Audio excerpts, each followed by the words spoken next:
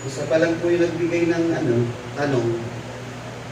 Habang po, o basahin ko na po ba, may papahabol po muna. May yun. Tuloy-tuloy na po natin.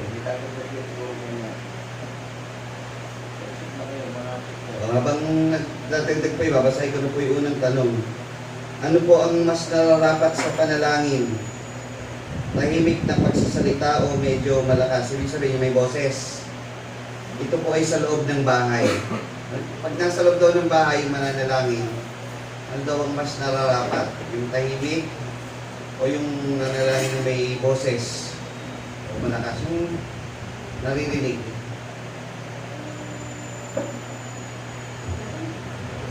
Muna sa bahay. Solo to sa bahay po. Sige po.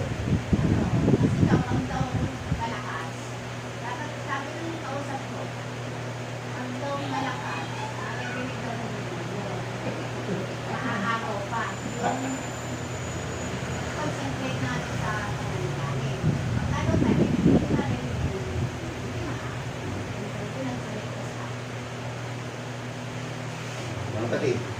Nakagot lang po. Ha? Nakagot lang po. Sige. Nadarito lang tayo eh. Saka tayo po yung mananalangin, ibig sabihin, ang focus talaga natin sa pakipag-ibig sa Diyos. Kung ano man yung mga itira po, wala kasi, ang babaliwala natin yan, ang focus natin kasi, yung connection natin sa Diyos, yung pinararating natin sa Diyos.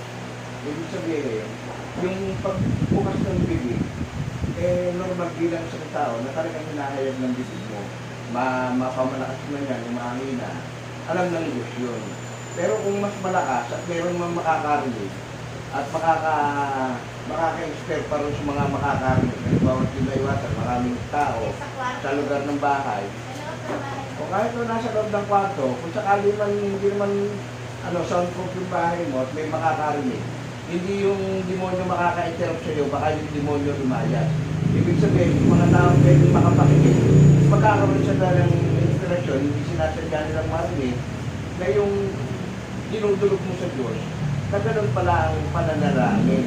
Karoon sila ng dapat pala, ganun palang manalangin. Ibig sabihin ko, kung yung pagnanasa natin na tayo yung nakipag-ugnay sa Diyos, sumasamo, hindi yun, hindi yun nagdudulot ng pangamba ng alalahanin. Basta yung focus ng isip kasi natin noon, yung pakipag-usap natin sa Diyos.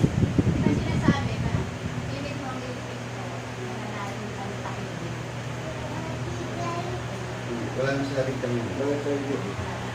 Pero hindi ibig sabihin nakapinig po yung pinto, wala nang aksidenteng nakakarinig. Ibig sabihin, hindi naman pwede sabihin mo sa mga kasambay mo, magsilabas muna kayo dyan, para hindi nyo marinig. Wala man sinabing, huwag nyo iparinig sa iba ang panalangin nyo. Ibig sabihin, ipinig nyo lang, para kung sakaling may nakaka-distract, may malakas na boses, hindi ma-distract dun sa pag-ipagnay mo sa Diyos. Yun lang po. May gusto ko pong magbahagi. Salamat po, kapatid Arali. Ulitin po natin tanong po sa Tanong po, ano daw ang mas nararapat na panalangin?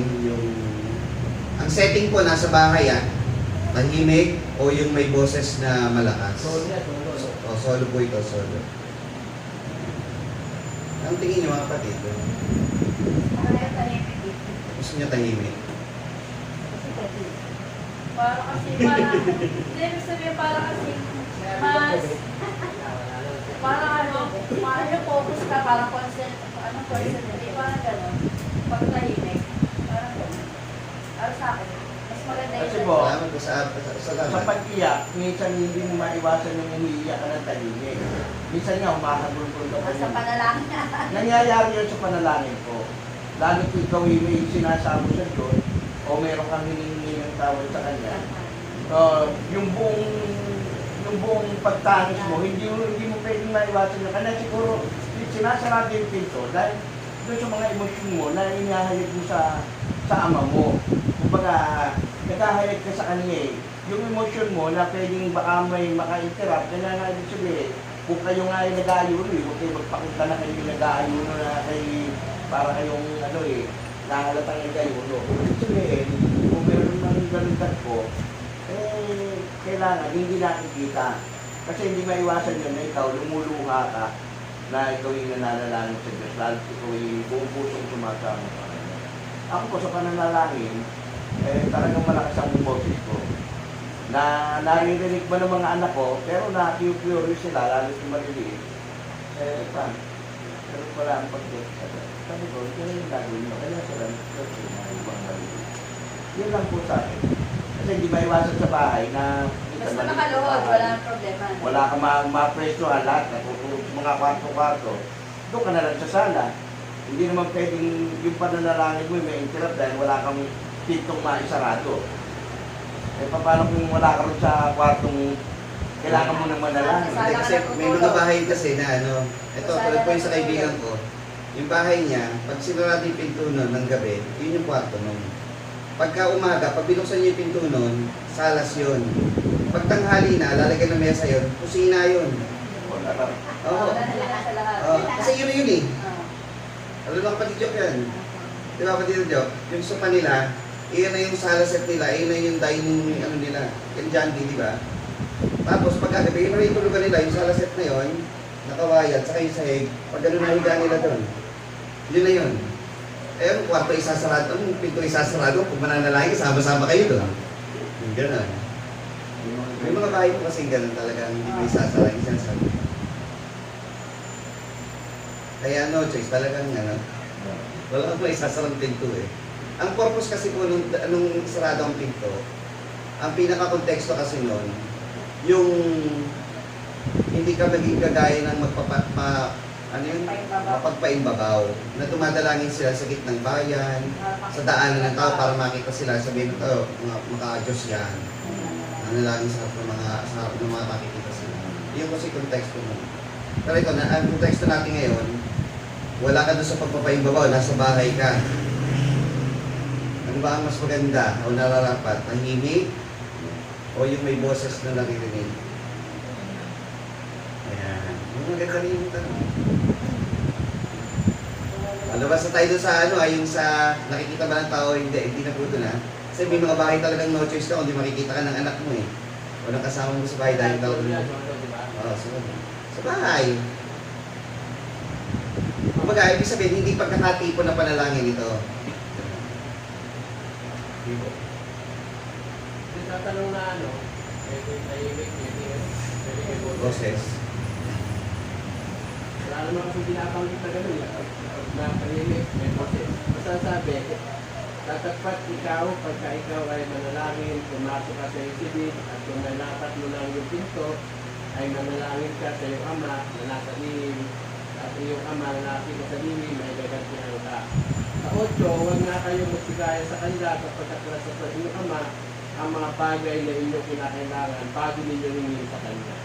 Walang banggit na may boses o tahimik. Pwede. Kasi alam na nga daw ng Panginoon kung Bigyan ko po kayo ng bigyan ko kayo ng dalawang example ng tahimik at saka po ng may boses. Sa unang Samuel, Kapitulo 1. So dito tayo sa tahimik. Sino po yung nanalangin sa unang Samuel na pinag-aralan natin? Unang Samuel, Kapitulo 1, talatang 10. At siya'y nanalangin sa Panginoon ng buong paghinagpis ng kaluluwa at umangin sa mainam. Sabi ng kapatid na Rani, talagang may nananalangin na umiyak. At siya'y nanata ng isang panata na nagsabi, O Panginoon, ng mahukbo kung tunay na iyong lilingunin ng pagkapigati ng iyong lingkod at alalahanin mo at hindi mo kalilimutan ng iyong lingkod kundi iyong pagkakaloban ng iyong lingkod ng isang anak na lalaki ay aking ibibigay sa Panginoon sa lahat ng karawan ng kanyang buhay at walang pang-ahit na daraan sa kanyang ulo. Sino po yung nananalangin? Si Hana, o sa English si Hana, para maipangiling niya magkaroon anak na lalaki nang pinanganak si Samuel. Tingnan niyo nangyari. Si Hana nga ay nagsasalita sa kanyang puso, ano ibig sabihin? Tahimik. Ang kanya lamang mga labi ang gumagalaw. Ngunit ang kanyang tinig ay hindi naririnig. Kaya tinakaran ni Eli na siya'y lasing. Personal na panalangin po ito. Dininig po ba siya ng Panginoon sa kanyang dalangin? Dininig. So, yun yung tahimik. O tayo na example naman ng naririnig yung boses. Juan 17:1. Tandaan po ninyo, yung Juan Evangelio, sulat po ni Juan 17:1. Ang mga bagay na ito'y sinalita ni Jesus at pagtingala sa kanyang mga mata sa langit ay sinabi niya, Ama, dumating na ang oras, luwalatin mong iyong anak upang ikaw ay luwalatin ng anak. Sino po yung nananalangin dito? Ang Panginoong Jesucristo. Paano po na isulat ni Juan yung kanyang dalangin kung hindi narinig ni Juan? Ibig sabihin, nung nananalangin si Jesus, may boses wala. Ulitin po natin ha. Ito po kasing 17 is yung pinakamahabang written po na dalangin sa Bible. Yung kasing nasa Mateo 6 na binasa ng kapatid na Larry, Ama namin na nasa langit ka, yun yung format kung paano manalangin, pero hindi po dalangin ng Panginoong Yesus po yun. Doon mo lang ipoforma yung dalangin mo. Ano yung actual na dalangin ng Panginoong Yesus na nagbigay siya ng example niya? Ama, dumating na ang oras, luwalatin mong iyong anak upang ikaw ay luwalatin ng anak. Nagbibigay example siya rito. Hindi po natin pag-usapan yung kadyusan ha. Buong 17 po ito, panalangin po ni Jesus po ito. Paano na isulat ni Juan ang dalangin ng ating Panginoong Jesucristo? Malibang narinig ni Juan yung mga pananalita ni Jesus. Kung si Jesus ay nagsasalita, may boses siya o wala? Meron. So dalawa po yung nakita natin example. Wala naman pong restriction. Ito malinaw po.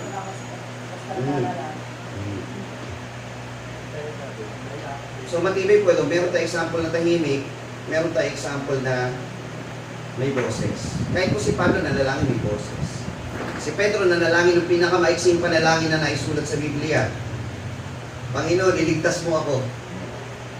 Nanalangin siya sa Panginoon sa Kristo. May boses din po yun. So hindi po pinag-uusapan dito. Ang ano na po natin dito konteksto is yung siyempre, yung mga mechanics ng tamang panalangin, gaya nung pinag-aaralan natin sa doktrina. Ang panalangin, ang tinadalanginan mo yung tunay na Diyos. Kasi kahit gano'ng kaganda panalangin mo, kung hindi tunay na Diyos ang kinikilala mo, counted ba? Hindi. So kailangan sa tunay na Diyos. Forma. Sabi ng ibang mga kausap, walang problema sa forma, mahalaga puso. Tama po ba yung mga kapatid? Importante yung puso, pero kailangan nakasunod ka sa utos ng Panginoon. Sabi ng Panginoon, ang pagsunod ay maigi kaysa hain. Ano utos ng Panginoon? Lumuhod. So kahit naghahain ka ng panalangin, pero hindi tama yung pagsunod mo, hindi pa rin. Kailangan nakaluhod. So kailangan muna, kung hindi mo pang hindi yung panalangin ka, ano agad? Manat ka agad ng bingi. Di ba? Pang maramihan o pang kontian nakaluhod. Dahil po sa gawa, pang pagkakatipon, lumuhod sila. Pang personal, may nakaluhod. So matibay po yun saan natin sa panalangin na nakaluhod. Sa panalangin, hindi rin po pwede yung walang kabuluhang paulit-ulit. Tandaan niyo po mga kapatid, ang Panginoon po hindi po genie na Panginoon, kailangan ko to bigay agad. Hindi po ganun ang Panginoon. Huwag nyo rin sa, hindi tayo may mga panalangin ng Lord, ingatan mo po kami. Hindi po yan ibig sabihin na wag paulit-ulit. Kasi ang mga ibang pangatang pananampalataya may mga paulit-ulit talaga ng panalangin. Nagkasala ka, o ito, 30 ama namin. Alam ko, bisa itong kajin yun, di ba may bilang yun eh. Sa Rosario, yun, sa Rosario may bilang yan. 20 abati ng Maria, may isa pa yun, 3 yun. Isa, ama namin, nabago ng Maria. Tingnan ko yun, Santa Maria, may isa pa, so meron pa isa. Ulit-ulit yun, bago matapos yun. Di ba meron nun? Oo, may bilang yun eh. So, hindi yun. Pagdating sa mga Israelita, sa Israelita naman, hindi ka... Yung hindi naman Katoliko, yung mga Israelita naman, yung mga una-unang mga Hudyo, pero naman silang sariling version ng paulit-ulit na panalangin. Yung sa 6.4 naman ng Deuteronomio, yung The Great Shema. Yung Shema Israel, Adonai Eloheinu, Adonai Echad. Paulit-ulit yun. Shema Israel, Adonai Eloheinu, Adonai Echad. Shema Israel, Adonai Eloheinu, Adonai Echad. Ulit-ulit yun. Ulit-ulit yun, hanggang matapos nila yun. Pagdating dun sa pagdating dito naman sa Vatican, meron pa silang isa, yung The Magnificat. Sa English, The Magnificent Lord. My soul that magnifies the Lord. Ginawa na ng kanta. Yung panalangin naman yun ni Maria sa Mateo 1. Ulit-ulit. So yun yung format nila, wala namang problema gayahin mo, pero yun mismo idalangin mo ng paulit-ulit, yun ayaw ng Panginoon. Akala nila kasi sa paulit-ulit na ng panalangin, dun sila didinggin ng Panginoon. So sa mechanics, alam na natin yun. So sa tanong po, marapat ba sa panalangin, tahimik o na nagsasalita, wala pong problema yun. Wala pong problema yun. Pero kung ako tatanungin po, mananalangin po kayo, may pagkakataong kailangan yung lakasan. Kasi pag maingay sa labas, kailangan magboses ka eh. Magboses ka. Kasi, kailangan hindi mo marinig yung nasa labas eh. Minsan may nga, nagbibideo okay, mananalangin kang tahimik, ang lakas-lakas sa labas. Guguluhin ka nun, lakas ang boses mo, malilimutan mo sila. May ganon. Mga ganon po. Kaya minsan gagawin nyo ng pamamaraan din para hindi kayo ma-distract. Kaya po sabi ng kapatid na Rani, pag nananalangin tayo, basta ang focus natin sa Panginoon, hindi yung kung anong sasabihin ng iba. Yan. Hindi ko yan. May panibago kong tanong. Ang tanong po, paano mo malalaman sa iyong sarili o sa iyong kapatid na siya'y napupuot o ikaw ay napupuot na sa kapatid? At paano mawawala yung puot na yun? Ano po ulit? Paano mo malalaman na kahit ikaw sa sarili mo na ikaw may puot ka na sa iyong kapatid o sa iyong puot? Iba na sa galit kasi yun. Ano ba yung pinaka-ano mo rin sa puot? Hindi, may nakasulat sa Bible eh. Kaya nga, nakasulat sa Bible eh.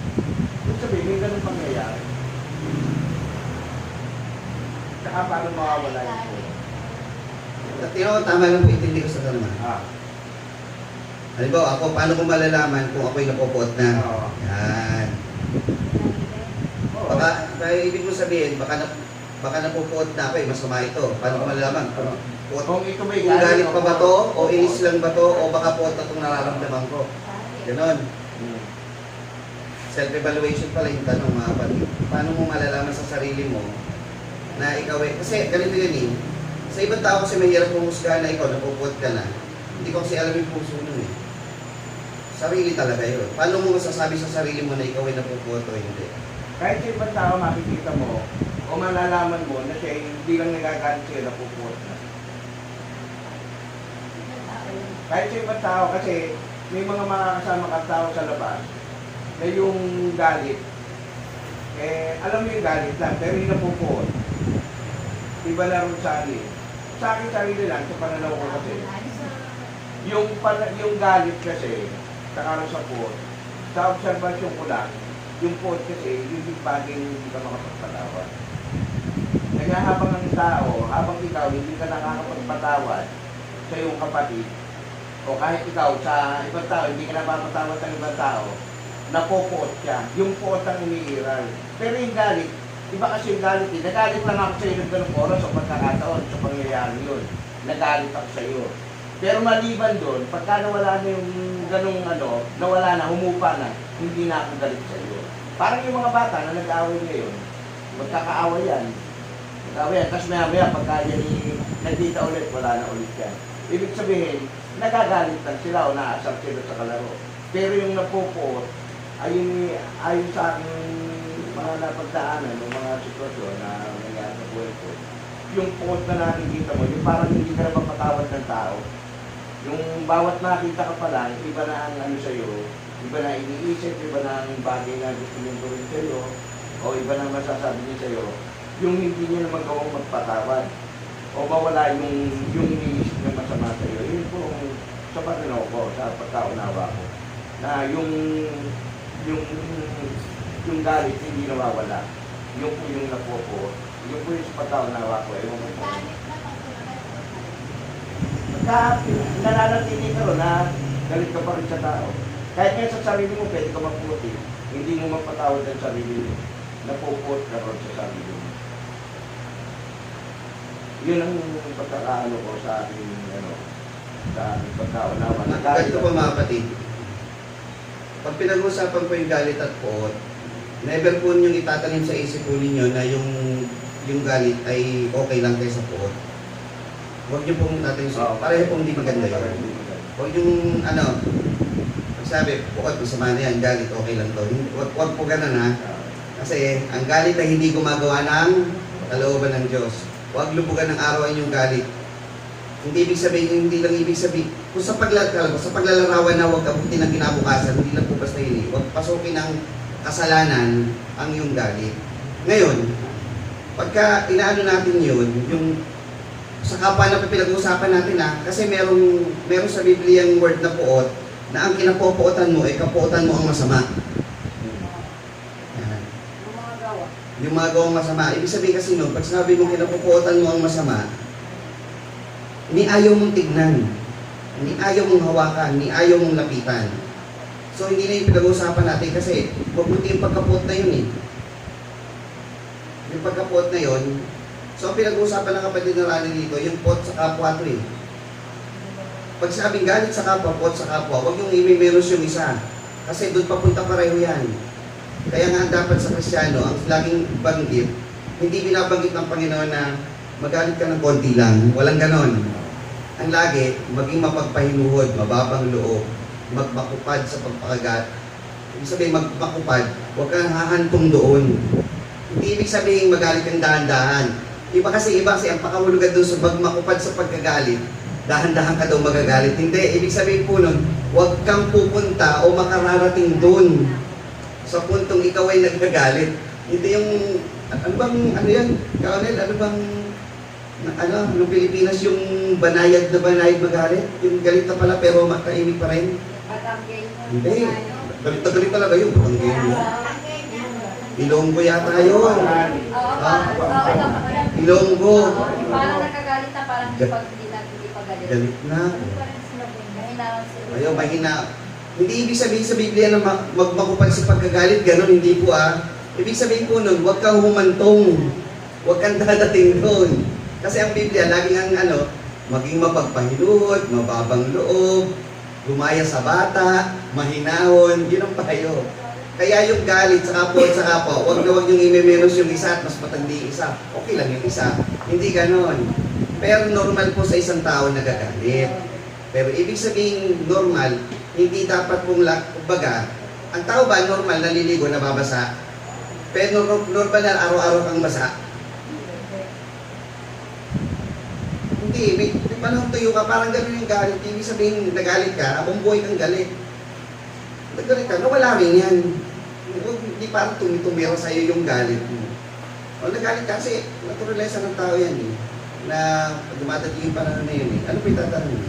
Yun sana yung sa galit. Kasi sabi na, magalit pero huwag kang magkasala. Yung ibig sabihin huwag magkasala, huwag papasukin ng kasalanan yung pagkagalit mo. Sobrang galit mo inagla. Hindi maiwasan talaga pag sa tao, hindi maiwasan hindi nagagalit. O, inaaglahi na yung tao sa sobrang galit. Inaaglahi Huwag na siya. lang magsalita ng mga masasamang ano. Hindi lamang po yung pananakit ng pisikal. Kasi talaga iba mo, talaga mabigat talaga yung kamay kung ano makita talaga na ano. Sige po. Kasi kung pagkakaitong sa zona, yung pag-napot lang, sabihin may ginawa sa'yo. Diba? Hindi po. Malala. Hindi naman po. Malala pa rin ginawa. Yun ang pagkakaitong ko. Mm. Bakit mo pinapuputan yung tao? Eh, balik pa pala, ba't yung pinapuputan? Wala namang ginawa. Oo. Yun ang inaano ko dun eh. May mga taong gano'n. Kahit walang ginagawa, nagagalit. Oo. Gusto nyo kuha kong patunay? Sige po. Parang, May mga tao pong nagagalit kayo walang ginagawa sa inyo ibang tao. Oo. Meron po. yung mga naiingit. Ay ngayon lang po, ito papatunayan ko po sa inyo, may mga taong napopoot. Wala namang ginagawang direkta sa kanila yung tao. Patunayan ko sa inyo. O ito sino dito yung hindi butante sa ibang lungsod? Pero pag nakita yung politiko ng kabilang lungsod, nabalita lang yung ginagawa, parang galit na galit ka na. Si Che Garay na nang-rape doon sa isang kabataan na babae. Bakit parang galit na galit ka na doon? Hindi mo naman kamag-anak yung sinaktan. O yung pinagbabaril doon. Bakit pag narinig mo yung pangalan ng ganito, parang gusto mo ng ganti ng ibang tao gano'n? Hindi naman kamag-anak. Hindi po yun. Aba, kung mag-post, hindi puot, puot yun. Sasabihin pa na sana. Oo. Tapos, halimbawa, may mangyari sa kanyang ganito, ano mo, buti nga sa'yo, puot yun. Kahit walang direktang ginawa yung tao sa'yo, pero gano'n ang reaction mo, puot yun. Kasi, ang puot, walang rationality yun, walang ano yun eh, walang kalooban ng Diyos kasi doon eh. Pag nagalit ka sa nagkaroon ka ng puot sa tao, hindi mo na hindi yun ano eh, hindi na yun karapat-dapat talaga eh.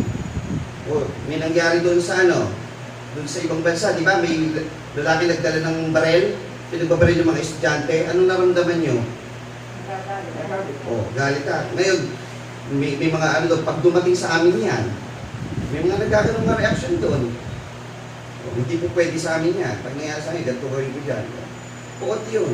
Umpisa ko lang naman. Kahit hindi sinasadya, Oo. huwag na po tayo. Oo. Kasi hindi dapat ganun reaksyon ng isang Kristiyano. Ang reaksyon ng Kristiyano, ano dapat pag may ganun? Tingin niyo, ano dapat na reaksyon ng isang Kristiyano? Pag may mga ganun sitwasyon, ipanalangin mo sila. Hindi galit, hindi po ang mararamdaman mo. In exchange, proper reaction towards sa ganun, ano dapat bilang Kristiyano? Puot yun. Kahit anong baluktot nyo doon. Buti nga sa ibawa, may rapist na katakas, nasagasaan, may magre-replay dyan. Buti nga sa'yo. Puot yun. Pero pag Kristiyano, ano dapat reaction mo? Ang Panginoon, yung mga nagpapapatay sa Kanya, Panginoon, patawarin mo sila. Hindi nila lalalaman ang kanilang ginagawa. That's love. Kala sir, Sige. Anong kabaligtaran? Always remember mga kapatid, ang reaksyon dapat ng isang Kristiyano, iba dapat sa reaksyon ng sanglibutan. Pag ang reaksyon ng sanglibutan, ipinaglaban mo na parang totoo, hindi po at yan ganito, parang nadja-justify mo pa ang bagay na hindi tinuturo at hindi inalimbawa ng Panginoon. Diba? O, pag-isipan niyo mabuti, anong mga pinagagawa ng mga tao sa Panginoon? Pinutungan ng tinik, dinuraan, dinambok, dinubaran, inilagay sa magkabilang magnanakaw, pinagpalagay na ganito rin siya. Ano yung ginanti niya? Pagmamahal. That's the proper reaction of a Christian. may nakasulat po ba nung kala sir? Yung panahon na si Kristo ay walang ginawang masama sa kapwa niya. Ngunit ang pinalit nila at ang pagtatangkaan na pagpaday at pagpapahirap sa Panginoon, may nakasulat pa rin na sininapopo sa akin o sinigalit sa akin.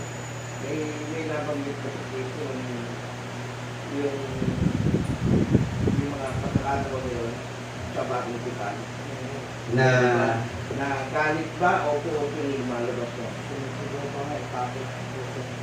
O hindi, ibig sabihin, yung tinutukoy na. kasi yung pagka-word na nagagalit ako sa'yo, napupunta ako sa'yo, hindi naman ganun talaga ang word noon eh. Yung ganun pa lang, pakawalan si Barabas, anong klase ba naman yung tingin mo pag-ibig ba yun? Galit po yun. Piliin mo si Barabas. Kaya nga sabi ang Panginoon, hindi umimik, parang tupa na nilalagay sa patayan. Dinuraan ng Panginoon, hindi ba galit yun? Hindi ba puot yun? O, di ba? Kahit hindi siya magsalitang galit ako, pero yung ginawa niya, hindi pa rin puot yun, tingin nyo. Wala naman kasi comment section noon eh.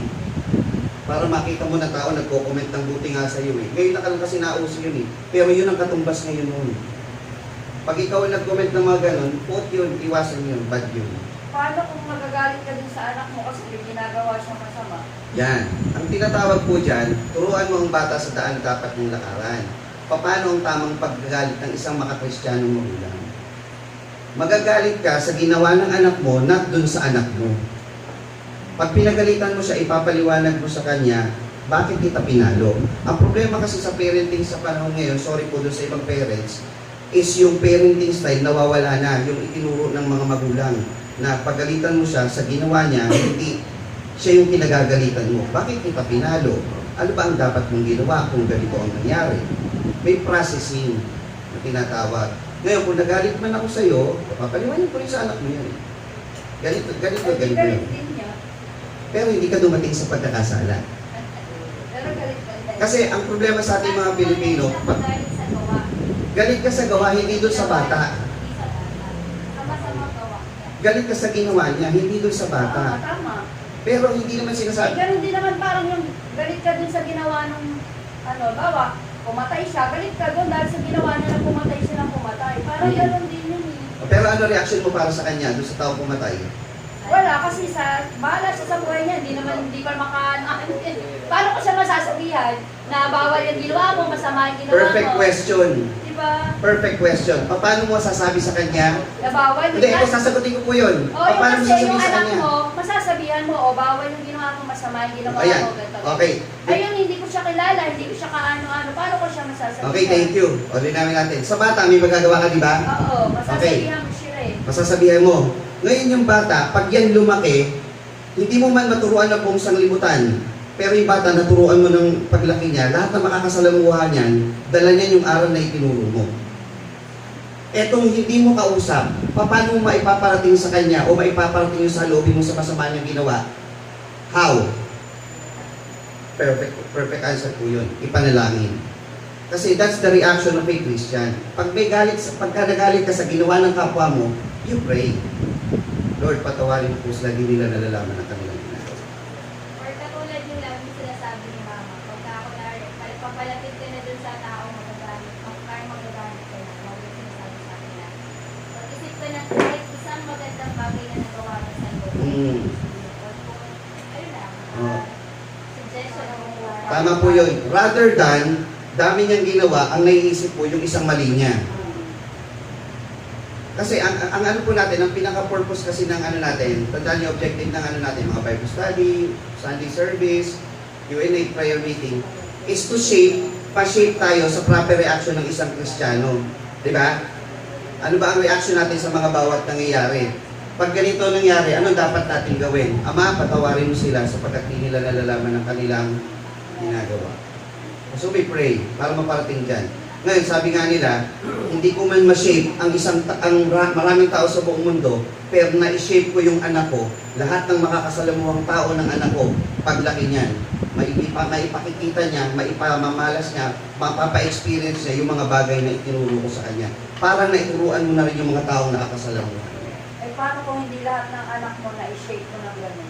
Ang sabi po ng Panginoon pagdating doon, Okay. hindi, ang sabi po ng Panginoon doon, pinagpayuhan mo yung kapatid, iniligtas mo ang iyong kaluluwa. Kasi pag nandun ka sa pagkakataon na hindi mo, nasa iyo yung pagkakataon, nasabihin siya sa kanyang pagkakamali, pero hindi mo ginawa sa kanya, sasabihin ka ng Panginoon, bakit mo ginawa? At least, napangaralan mo, nagawa mo yung tungkulin mo, nasa sa kanya na yun, kung itutuloy niya yung itinuro mo sa kanya. Kasi if we have 10 children, hindi ibig sabihin lahat ng 10 na yun pare-pareho magiging ugali mo. At least, nagawa mo yung tungkulin itinuro sa iyo ng Panginoon to spread the word. Diba? Hindi natin kasi control yun eh.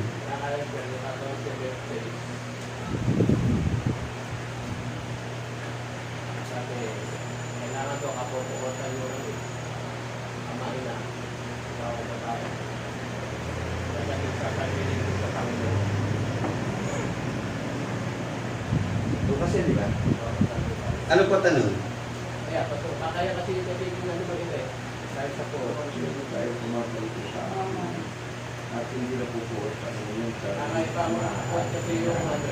ano sa Kaya kasi mapanta nga yan. Hindi, pwede mabuo.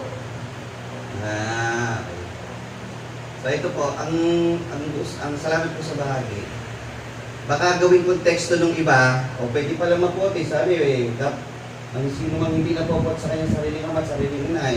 So okay lang mapuot. Ang konteksto po kasi nito ay yung nasa mga unang talata po na bago yan. Ang konteksto po kasi niyan, ang Panginoon nagkaroon ng pag-aanyaya, bibiging. So nung nagpatawag po siya, walang dumarating. Meron tatlong kadahilanan yung tao. Yung mga tumalakay po dito nakaraan, yung tatlong kadahilanan ng tao.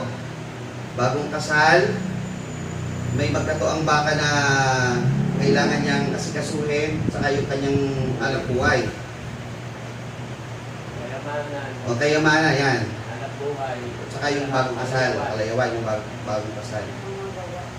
Sabi doon, kung ang mga bagay na ito ang makapaghaharang o hadlang sa paglilingkod ko sa Panginoon, kaputan mo na lang sila. Iwanan mo sila. Kasi kung hindi mo na lang sila iwanan, hindi ka karapat-dapat sa akin. Ang payo nga ng Panginoon pagdating sa ibang talata na lang dyan, alam niyo po mga kapatid, kasi may nagtanong po sa akin ito. Sabi, sino mang di napopuot sa iyong ama at sa iyong ina? Tapos ang sunod, Efeso 6:1, igalang mo ang iyong ama at ang iyong ina. O ba't ganon? Kasi ang konteksto po nito, kung sila ay makahadlang, ang gawin nyo, isama nyo.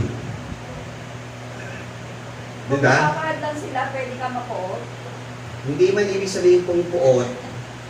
Kasi ganito po, huwag po natin isipin na ang color kung hindi black-white. Paano yan?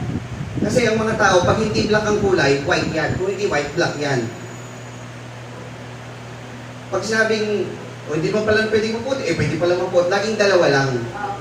Ang puot kasi, hindi ibig sabihin puot, isa lang ang ibig sabihin. Pwedeng puot sa tao, mali yun. Puot sa kasamaan, pwede yun. So pwede ka mapuot kung sa kasamaan. Ang puot dito na tinutukoy, hindi mismo yung magulang yung paghahadlang nila sa'yo. Kung makakahadlang sila sa'yo, iwanan mo. Iwanan mo sila. Hindi ibig sabihin kapuotan mo sila kasi igalang mo ang iyong ama at ang iyong ina eh. Ibig sabihin, I rather be with God than with them. Diba? Papabautis mo ako, sasama ako sa inyo. Kung ayaw nila, iwanan ko sila. Pero hindi ibig sabihin, pagbawalan nila ako, ay hindi na ako sasama sa inyo dahil blood is thicker than water. Hindi pwedeng gano'n. Ginagalang mo sila, pero I have my faith to the Lord. Ganun po yun. So dito, ang konteksto kasi nito, kung makakahadlang sila sa conversion mo, sa conversion mo sa Panginoon, sa pagtanggap ko sa Panginoon, iwanan mo sila. Kaya ang payo na lang as for me and my house, we will serve the Lord. Isama mo sila. Mas maganda pa yun. The family that prays together, stays together. Mas maganda yun. Sama mo na lang. Kaya sabi pa nga doon, sa Korinto, kung ang asawang lalaki ay mananampalataya, yung asawang babae hindi, maging mapanampalataya mo siya sa magitan ng lalaking sumasampalataya. Kung babae naman sumasampalataya, yung lalaking hindi, sa magitan mo na sumasampalataya, siya naman ay sumampalataya. Huwag yung ikaw ang maakay ng kabila, akayin mo na lang siya. Ito yung sinasabi sa Korinto. So ito, yung pagkapuot dito, hindi ibig sabihin puot na talagang ayaw mong makita yung buhok ng nanay mo at ng tatay mo, ng kapatid mo o ng anak mo. Hindi po ganun yun. Kaya matumbas yan, mag-iwan. Sinuwi ko yan sa matuwid. Meron niya sa matuwid. Kasi ano to inaanyayahan ng Panginoon magsiparito kayo sa akin, kayo lahat na nakapapagal yung hadlang. Oo, kung humahadlang sila sa iyo sa pagparito ko sa Panginoon, upang ikaw ay ma-convert sa Panginoon, ayaw nila, iwanan mo sila. Magpa-convert ka. Diba? Magpa-convert ka. Narinig mo yung aral ng Panginoon, pa-convert ka. Kaya nga may mga kapatid tayo sa pananampalataya Siya lang yung member, yung ibang pananampalataya niya, hindi meron po dito, di ba? So, iniwanan yung pamilya. Nire-respeto pa rin yung pamilya niya bilang tao, kasi yun yung utos ng Panginoon. Galang mo yung ama at yung ina, galang mo yung mga kapatid mo, pero kung ayaw nila, nandito ka sa Panginoon. Magsiparito kayo sa akin. Hindi ibig sabihin, Hindi tao yan, yung hadlang yan. yung pagiging hadlang nila, yun yung iiwanan mo. Tawa kasi sa bagay, kayamanan, kayayawan, saka yun.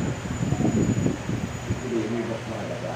Parang yung kay Maria at kay Martha, na nagre-reklamo si Martha na, Panginoon, ayaw mo bang si Maria hindi tumutulong sa akin? Pinili ng Maria ang mas mahalaga. Yung ano naman nun, ang konteksto kasi nun, parang sa atin ngayon, ang naniniwala kayo mga kapatid, ang panahon malapit na. Okay. Kung ang panahon malapit na, kung may pagkakataon tayo ng makinig ng salita ng Panginoon, samantalahin o hindi, samantalahin. Si Maria, sa panahon na yun, yun yung pagkakataon na kasama nila Panginoon. Sinamantala niya yun na makinig ng makinig. Dahil may panahon na ang Panginoon ay mawawala sa kanyang pagkakatawang tao. Yung pag-asikaso, magagawa niya sa iba't ibang mga kapatid kagaya ng ginagawa ni Martha. Kaya mas pinili daw, sabi ni Jesus, pinili ni Maria ang mas mabuting bahagi, yung makinig sa paanan ng Panginoon. So tayo, may mga tao na ang ginagawa, mas mabuti naman mga kapatid, di ba yung mag-donation, magbigay sa kapwa na sunugan, relief goods, charity, ba okay yun? Pero ano mas mahalaga? Maggawa ka ng ganun o yung pumarito ka sa paanan ng Panginoon? Pumarito kasi ang panahon ay malapit na. Ngayon nandito ka na, may mga pagkakataon na pwede mo na rin gawin yun, yung paggawa ng ibang bagay na mabuti. Yun kasi yung konteksto nun. Pero ito, ang kinukonteksto rito, magsiparito kayo sa akin, ang Panginoon nag-imbita ng mga mananampalataya na pumunta sa Kanya. Ngayon, kung mayahad lang sa'yo, huwag umanib sa Panginoon, iwanan mo sila. Umanib ka sa Panginoon. Oo. Yan po yung ano yan. Yun yung konteksto po yan. No, karagdag ko pa yung gagawin yung mga kapatid para mapagdalanan. Hindi po. Palitan ko lang po yung sa sinabi ni Kuya Ryan, sa yung napupuot, paano malalaman kung napupuot Oo nga, dali mo ka tayo. na or napupuot sa'yo yung kapatid mo or water mo sa'yo. Siguro para sa akin, better na para mapayapa ka. Huwag mong isipin, siguro better na huwag mong isipin na, kasi hindi naman yung buong mundo umiikot sa'yo, di ba? You don't get to say na itong kapatid na ito napupuot sa akin just because nakita mo lang siya hindi ka lang matignan or what. Pero imagine, hindi lang naman yung mundo umiikot sa'yo. Hindi lang ikaw yung tao na nandito. Huwag mong isipin na porket pagdaan mo, inirapan ka, ibig sabihin napupuot na sa yung kapatid mo. Baka yung mga panahon na yun, pagod siya sa trabaho, wala siyang gano'ng makipag-usap. Kaya siguro yung main point dito, huwag mong isipin na yung mundo umiikot sa'yo para hindi ka mag-anxiety or what, mag-overthink na baka yung kapatid na to napupuot na sa akin na. Kasi una-una, nagkakasala ka din kasi nag-iisip ka sa kanya ng masama. Tama. So siguro tama yung sabi ni Pastor Leslie kanina, self-assessment yun. Kung sa palagay mo, malapit ka nang dumating sa mapupuot ka sa kapatid mo or kung kanino man na kaya ikaw nasa sarili mo, yung umiwas kasi mas alam mo kung ano yung tama, mas alam mo yung kapasidad mo, kung papunta ka na ba doon or hindi pa. Ikaw yun kasi mas kilala mo yung sarili mo na hindi natin alam yung laman ng puso ng ibang tao para sabihan natin sila na napupuot sila sa atin. Kasi pag once na gano'n na yung isip mo, isipin mo kung ano yung nasa puso mo, baka yung nasa puso mo yung madumi, kaya yung masama, kaya gano'n yung naisip mo sa ibang tao. Siguro yun na kung ano man, hindi mo pwede sabihin sa kung kanino man, ito kapatid na to napupuot sa akin. Pwede mo sabihin sa sarili mo lang kung napupuot ka na ba or hindi pa. Parang gano'n. Well, hindi tayo pwedeng mag-judge na sabihin natin sa kung kanino man napupuot sila sa akin. Salamat po. Pagka ganun kasi, alam niyo yung talata sabi, sapagkat sa kasaganaan ng puso ay magsasalita ang bibig. Kapag ka ang bukang bibig mo, kahit sa akin po, sabihin, ano namumuo sa loob mo? Baka iniisip mo na kung sino ang kapanalig mo dito at hindi. Pero kung ang reaction mo, bakit siya ganun? Kaya masama pakiramdam niya. Ganun. May mga kaunaan yun. Kung hindi sa pagtitingin na. Hindi, ibig sabihin lang, paputin muna. Ang ibig sabihin lang, tama po yun eh. Huwag mong isipin na huwag mong huhusgahan yung kapwa na itong tao ka na pupuot sa'yo o ito may galit. Kasi hindi natin kaya i-judge yun sa kanila dahil hindi natin alam ang kanilang background ng pinakamagahan. Ngayon, yung sarili mo naman titignan mo self-assessment. Huwag na huwag kang pupunta sa stage na yun. Huwag na huwag mong iisipin na ito mga kapatid, ulitin ko ha. Huwag niyong sasabihin sa inyo sarili, galit lang naman yun, hindi naman yung puot. Pero last year pa yun. Puot na yun. Nakatanim na yun. Tapos hahalukay ko pa ng ano, si ano yung, si ano, ito komedyante lang to, pero sa totoo lang to, komedyante to talagang totoo yung sinasabi niya, si Alex Calleja eh, sabi niya, yung, nag-usap daw yung mag-asawa, sabi nung lalaki, kasi yung babae nag-drive, nasira nung babae yung kotse. Sabi nung lalaki, anong ginawa mo sa kotse ko? Di ka nagpaalam, nabangga mo. Alam sagot ng babae? Sabi, kaya anong ginawa mo sa akin nung 2002? August ganito. Parang nilulukay. Sabi, may baon. Ibig sabihin, bit-bit na bit-bit pa yung ano. Yung nakaraan tagal na. May mga, wag ganon. Ano. Pero hindi daw siya galit. Pero pagka ganong ano, galit yun. Oo, galit yun. Hindi na nakakalimutan. Sabi mo, pagka di mo nalilimutan, Galit ka pa naman. galit ka pa nun. Napagkukwentuhan lang naman. Hindi galit ka. Oo, siyempre naaalala mo pa rin. Galit ka. Wag ganon. Kaya, ang sabi sa atin, ano ba, wag lubugan ng araw ang inyong galit. Sabihin, wag dumating ang kasalanan sa inyong galit. Sabihin, pag galit ka, para ka lang naligo niyan, tapos na, ganun lang. Normal naman Mas yun. maganda kung nagalit ka, kaya mong i-accept na sa sarili mo, nagkasala ka, humingi ka agad ng Patawad. patawad Tapos sa panalangin, mga- Panginoon, pasensya na po, nagagalit ka. Salamat sa iyo. Ayun kasi yung ano yung sabi, huwag mong bugan. Ang hirap kasi lang, baka may galit ka, nalibutan ka, inabot ka ng tao. Ayun. Yun. Kaya dapat talaga. Ayun, sir. Parang gano'n yan, hindi ibig sabihin yung araw na bukas. Mm. Hindi, baka dumating pa lang mamaya. Ayan. Galit ka ba? Hindi ay sa gabi yun. Yung short term na pagtingin doon, huwag pasukin ng kasalanan ng inyong galit. Yung long term doon, di naman yung kapatid na lang. Yung long term, huwag abuti ng Panginoon na may galit sa puso Hindi mo. ibig sabihin yung Yan. araw na to, gabi, magbukas. Gano'n. Oo, hindi. Mamaya araw na, wala na. Kasi baka bukas. Ayun, kay Karani naman yung kanina. Yung sa akin, yung sa pagtingin o kung ano ba, mababaw na ano yun. Kasi yun talagang literal na Mababaw tingin lang ano. Oo, mababaw yung bilang sa Kristiyano na, Kristiyano yung walang na masabi tingin. mong galit sa akin to, Oo, napupot, hindi Hindi ka ka na. napansin. Kasi ang nasa Bible na ano ko, talagang nagkasala. Oo. Kasi yung nakalagay dyan sa Bible na sinabi ng apostol kay Jesus, sabi, kung magkasala ang aking kapatid, ibig sabihin, nakagawa ng pagkasala, hindi nakatingin lang na isa po, wala yung mababaw yun eh. Yung may nagawang kasalanan kasi doon nga umiiran yun eh. Yung ilang Kaya beses anak ko kong po. patatawarin. Oo, ganun. Ibig sabihin, yung bilang ng sinabi ni Cristo, ilan yun? Napakarami. Sa loob ng isang araw, hindi mangyayari gano'n.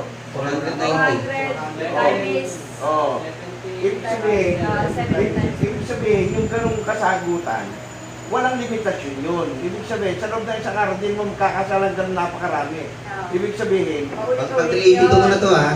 walang limit yun. Yung Paulit-ulit na Oo. ginagawa. Tapos may tally points pa sa notebook yun, no? Lima. Pero ibig sabihin, yung salita ro ng pagkakasala, may nagawang kasalanan. Hindi yung na-Islam lang, mababaw yun eh. Sa Kristiyano. Yung sa Kristiyano, na yung kapatid mo nagkasala, ibig sabihin, may nagawa talagang pagkakasala. Kanya yung sinabing gano'n, yung term sa patawarin mo ng baka 7 beses ba, sabi gano'n, di ba? 70. Baka 70. 70 times 7. Ibig sabihin, iisipin mo palang kwenta yun, hindi mo na halos makwenta. Ibig sabihin, walang limitasyon. Kaya hindi dapat namumuhay yung galit o poot sa kapatid. Kasi nga, wala nga limitasyon pagpapatawad. Talagang, ibig sabihin, may nagagawang pagkakamali o pagkakasala sa'yo kapatid, patawarin mo. Ibig sabihin, wala na yung usapin na kung ano pa man, yung parang naano ko, yung na-open ako, ano, wala yun eh. Kasi mas malalim na yun, pagkakasala ni tinutukoy eh. Wala na yung mga isnab-isnabal lang o yung mga isber-isber lang na mababaw yun. Walang ganun eh. Sa mga hindi mananampalataya yun, lalo sa mga ano, yung mga mahilig sa gulo, sa away, kahit nga yung mga tindera ko kasama ron eh. Medyo hindi lang sila nagkatawaran ng maayos ng pressure eh. Kung ano na sinabi ng ano eh. Galit na lumalabas sa puso yung ano, yung galit na kapagpapasama. Ibig sabihin, wala ganun sa Kristiyano na ganung mababaw na mga experience o kung ano pa man yan. Ibig sabihin, hindi binibigyan pansin yun. Yung pagkakasala na tinutukoy, Talagang may pagkakasalang nagawa. Halimbawa, inutangan kita, nangako ako sa'yo hindi ko nabayaran. O kaya may hiniram ko sa'yo namin, pagbalik sira. O kung yung pagmumulan talaga ng ikaw, magagalit ka. Na may nagawang kasalanan talaga sa'yo kasi nagalit ka. Pero ibig sabihin, may pagpapatawad kasi nga, nagalit ka eh. Eh kung hindi ka nagalit, paano matatawarin? Hindi mo na ako nagalit sa iyo eh. Parang nga yung bumibili rin sa tindahan eh. O maano ng tawad eh. Kung gagawin pilosopo eh, may nagpapagawa sa akin. Patawad naman, wala kang magpagkakasala sa akin ah. Ba't kita patatawarin? Ba't ito matatawarin? Ibig sabihin, may nagawang pagkakasala, kanya yung kapatawaran na andoon. Hindi pa pwedeng magpatawaran nung wala naman nagawang kasalanan. Meron nagawang kasalanan. Yun lang bro. Salamat po. Sa walat galing, hindi ko na bumabila kung ilang beses natin po yan. Wala pa pong Q&A, wala pang variety and market study. Wala pang Bata practice. pa ako, hindi ko na bumabila kung ilang guys na naging topic yan sa loob ng kapityan. Pero minsan kasi isipin natin, dapat ba natin yan ang laging umiikot sa isipan natin bilang Kristiyano na? Kasi kapag naging Kristiyano ka, hindi na nga yun dapat comparing.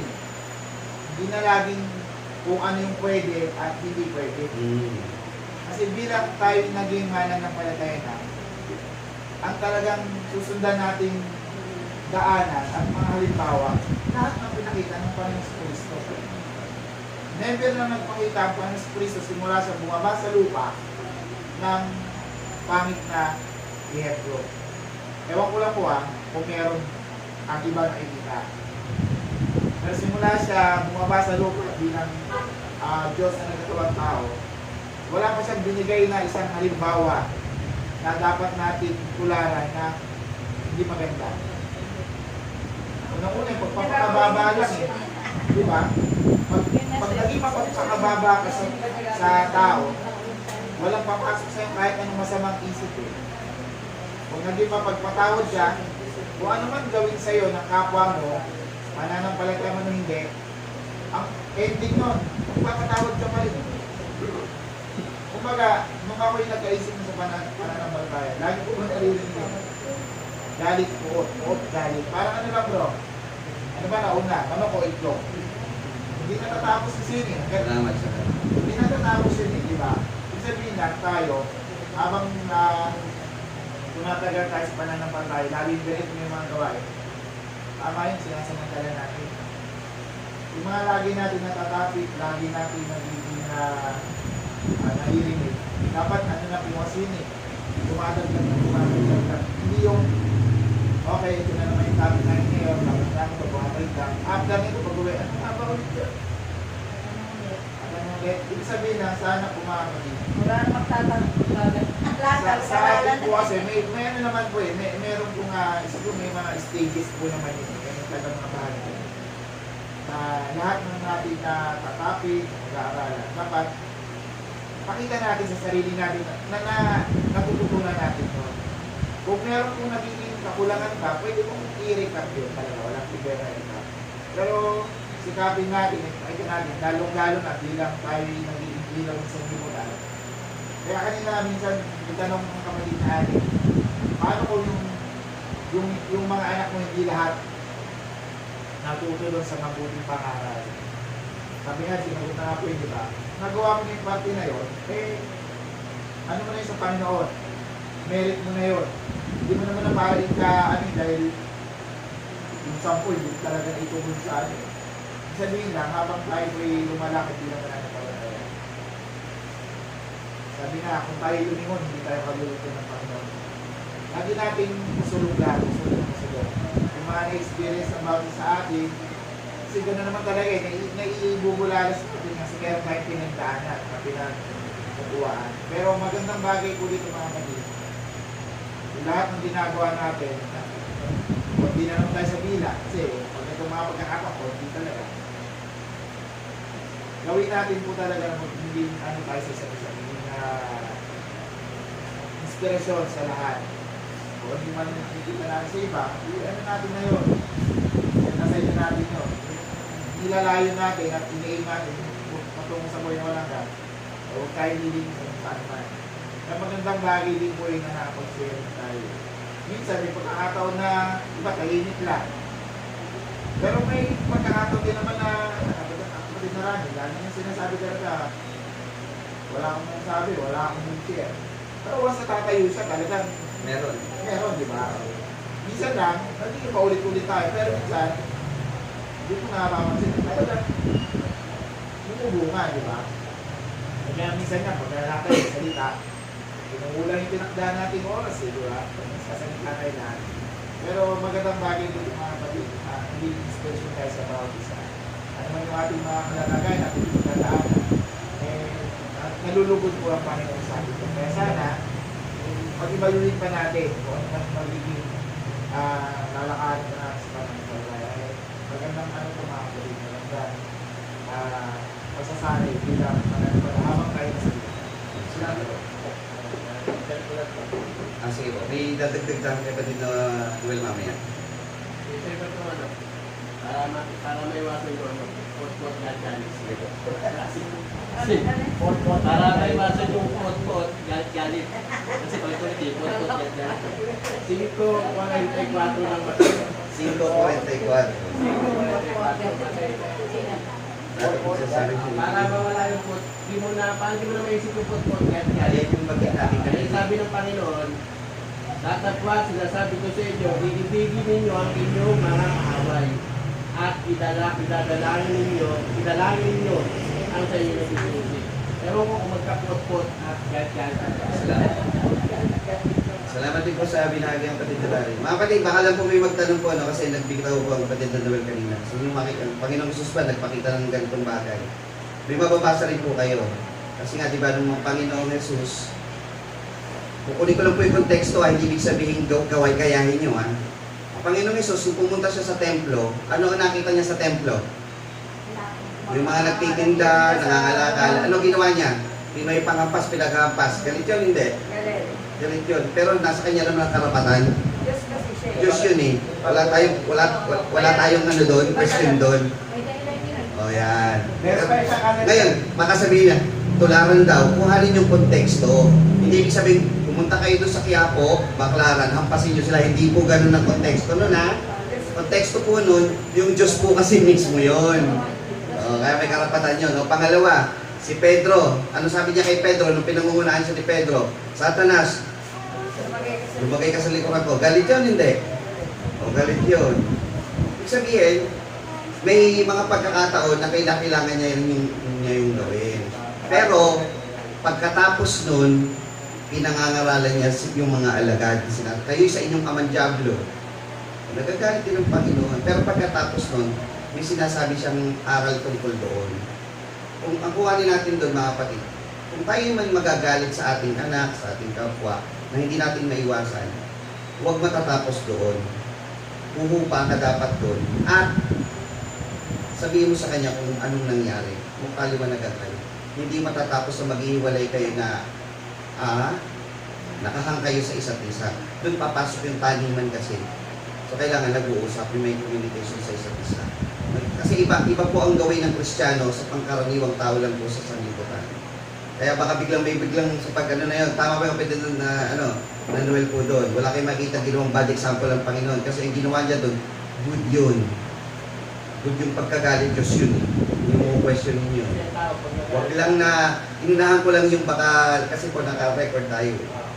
Ano ko lang na baka biglang may mga pilosopong na mag-question bigla ng sa atin. Example pala. Oo, biglang may mag-sample pala, mag-rebattle ng gano'n, unahan na po natin sila. Pero sabi ko, sa galit ng tao, hindi gumagawa ng Biro ng Diyos. Iba yung galit ng tao. Ang Diyos din po, sabi ng Panginoon, at ako'y sumumpa sa aking puot na sila hindi magsisipasok sa aking pahingan. Bakit siya pwedeng mapuot? Ikaw hindi, bakit Diyos ka ba? Diyos yun eh, wala akong question. Ganun po yun. So hindi ibig sabihin hindi ibig sabihin pwede ka din. Malinaw po yan ha. Ayun sa sobra, sino ba yung sinabihan niya yung sabi, umalis ka rito at mapapatay ka niya, yung sabi ni Puti. Sabihin niyo sa sobra niya, ano yun, sabi? Ako'y nagpapalayas pa ng mga demonyo rito. Kumbaga sa mga, yung salitang kolonyal. Naghalo na yun. Magkaiwalay na storya yun. Kami kayo Magkaiwalay yun. Ay, Magkaiwalay yun. Marami ng mga ulupong. Kayo lahi ng mga ulupong, ang salita ng si Juan Bautista. Pero yung kayo sa inyong amang Diablo, Panginoon Jesus naman yun. Kay Pablo, ano ba yung kay Pablo? Yun. Salita ng Diyos o tabak. O panghampas. Salita ng Diyos o panghampas. Ayan. Medyo galita rin yan. Galit yun sa ginawa ng mga kapatid sa pananampalataya. Yung panghampas na tinutukoy dito, panghampas talaga yun. Kasi salita ng Diyos o panghampas. Hindi pwede salita ng Diyos, salita ng Diyos. Panghampas talaga yun. Literal na yun. Ito na yung salita ng Diyos, ito yung spiritual. So ito yung panghampas, ito na yung material. Ano gusto mo? Sabi din sa mga kapatid ko. May mga kapatid, hindi sila makaunti na makaibig ko. Hindi na makinig na lang sila sa pangaral ni Pablo. Yan. May tanong pa ba mga kapatid? Ang payo po ng kapatid ng Noel kanina, para lang po ito sa susunod na Q&A. Lumalabas kasi na ibang question na parang sinusubukan natin ano ba yung pwede natin gawin at hindi. Sabihin, pagka makalusot, baka pwede pa rin magalit. Hindi po ganun. Ang ibig sabihin po ng kapatid ng Noel, minsan upgrade na tayo ng mga questions, yung questions na makakadagdag sa atin ng karunungan sa na meron na hindi naintindihan passage sa the verse, ano ba ibig sabihin nito, ba't ganun, o kaya may talata na para sa inyo, hindi nyo naintindihan, parang nagko-contradicting ba. Sabihin, magkaroon tayo din ng assignment na ang question natin, so yung question na ganito, walang problema kasi sa loobin natin yun questions na meron din tayong trabaho. Nagbasa ka, kaya meron ka ngayon itatanong na binasa mo. Yung ganon. Kasi pagka ganon, sabihin, nagsisikap ka rin sa sarili mo, nagbabasa ako, kaya meron akong itatanong na ayon sa nabasa ko. Kasi dati yung Bible study natin, maliliit kami, naimbitahan nga ako sa Sapa noon Ang tanong nila noon, na pinasagot ko sa Bible study nila, ano yung mga tuyong buto na binasa sa Ezekiel na nabuhay? So, naguguluhan sila doon sa talata, ano yung mga tuyong buto na nabuhay? So, yun yung paksa nung gabi na yun. Ganun. Tulad nung isa, tanong nila doon, ano ibig sabihin ng kakanin ako ng sikap sa iyong bahay? Kakanin ako ng sikap sa iyong bahay. So, ginawa ko siyang paksa. Yung tinalakay ko doon. Kasi nabasa nila yun doon Magkaroon tayo ng ganong klase ng mga questions na pagka tinanong natin, mapaghahandaan, magagawa natin paksa na kahit paigsi, patatalakay natin ng mas mas malawak, mas makadadagdag. Para yung Q&A natin, semi-lecture, gano'n. Kaya papansin nyo, sa paraan ng pagsagot ko kanina, dinadamay ko yung talata ng Samuel, ginawa ng Panginoong Jesucristo, para hindi lang basta sagot yun. Meron din tayong dagdag sa kasaysayan na history din. At the same time, Q&A, nadagdagan pa tayo ng history, ibang verses kung naglilista kayo. Yung ganoon din, meron tayong upgrading din sa sa question and answer din natin. Para pagdating ng panahon, tulad niya ni Annie, lumalaki yan, nakakasama natin sa ganito. Kalalakihan niya yan, ganito ginagawa nila, ganun sila mag-question. Kaya hindi nyo alam, pero narirehistro sa isip ng bata yan. Mag-upgrade din tayo ng mga Kung makakaisip pa tayo ibang mga programa na pwede natin gawin sa lokal, gagawin din natin yan para ma-upgrade din yung mga gawain natin sa lokal. Kung may tanong pa po, mga kapatid, kung wala na po ating ibinabagay po sa ating pagtulog. Magandang gabi po sa inyo.